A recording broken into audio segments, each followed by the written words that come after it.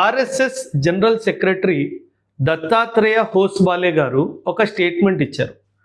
మన కాన్స్టిట్యూషన్లో ప్రియాంబుల్ ఉంది. ప్రియాంబుల్ అంటే ఒక ఇంట్రొడక్షన్ లాంటిది, ఒక ఇండెక్స్ లాంటిది అనుకోండి. మన ఇందిరాగాంధీ గారు ప్రైమ్ మినిస్టర్గా ఉన్నప్పుడు 1976లో మన ఈ ప్రియాంబుల్ని అమెండ్మెంట్ చేయడం జరిగింది. ఈ ప్రియాంబుల్ని అమెండ్ చేసి ఇందులో 3 పదాల్ని ఇన్సర్ట్ చేశారు, అంటే యాడ్ చేశారు. ఆ 3 పదాలే మన సెక్యులర్, సోషలిస్ట్ అండ్ ఇంటెగ్రిటీ.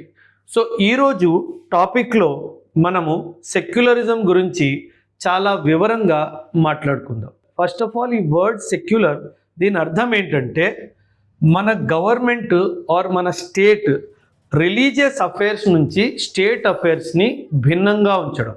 అంటే మన దేశ పరిపాలనలో స్టేట్ రిలీజియస్ డైమెన్షన్ని